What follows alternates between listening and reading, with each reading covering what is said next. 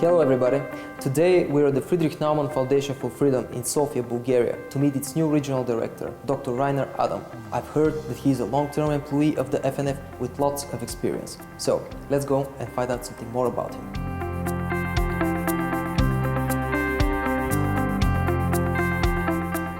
Welcome. Thank you very much for coming. Please come in. Dr. Adam, you spent the last 24 years working for the Foundation for Freedom in Asia. Now, moving back to Europe and Bulgaria in particular must be a major challenge for you. After a couple of weeks in Sofia, how does it feel? It feels just fine. From my perspective, everything is just perfect. The colleagues in the office, they helped me to get a footing and to get settled.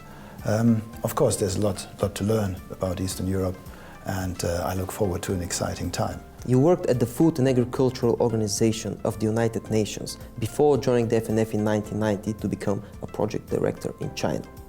What made you move into that new career path?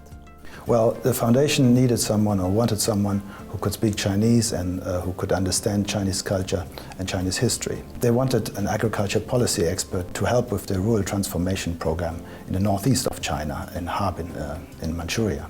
My PhD thesis was about land reform, land markets and land mobility on Taiwan, and this was also seen as an asset.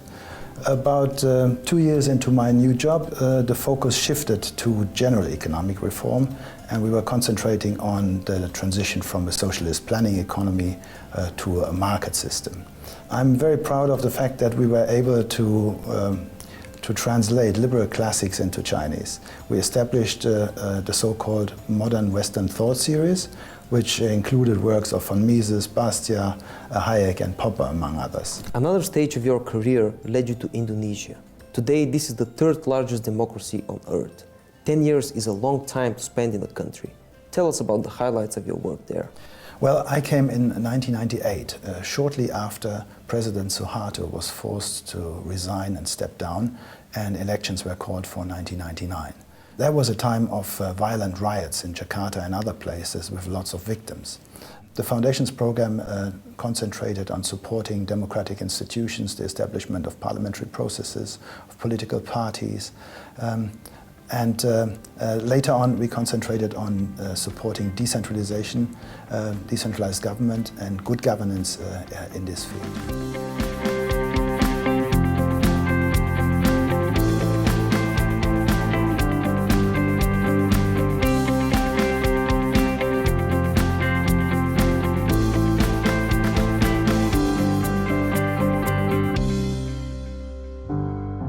Bangkok was your last stop in Asia. You were regional director there. I heard you initiated a few innovative approaches. Could you tell us more about this? Well, together with my colleagues in Bangkok, we developed an instrument to measure freedom, and we called it Freedom Barometer Asia. It's now in its 4th edition, and it looks at different aspects of freedom, political, social and economic. But from a liberal perspective. We use almost entirely existing data, which we rearrange and collate to suit our purpose. We are in a position to identify countries where freedom increases, where it is stagnating, and we are also in a position to identify policies which advance freedom, reduce poverty, increase prosperity, and so on. In short, the more free a country, the more prosperous its people. We have also introduced it to the Balkans last year, and it's going to be extended to some other countries, some more countries in Central and Eastern Europe.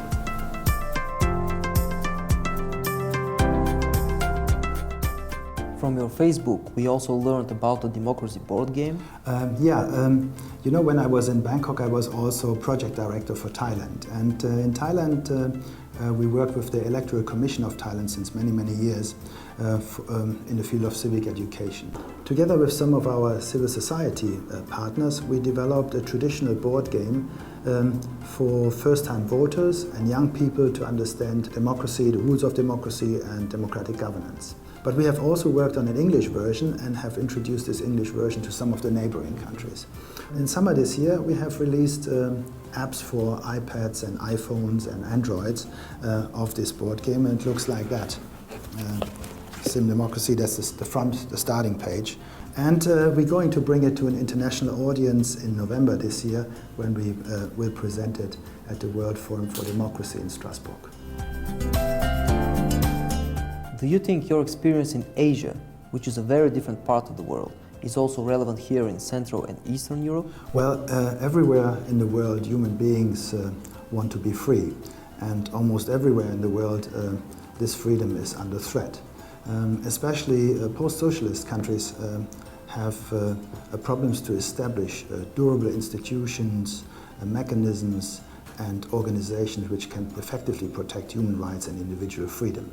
To promote freedom is, as we say in Germany, to drill holes into big planks. So it's a lot of work, it takes a lot of time and diligence and creativity.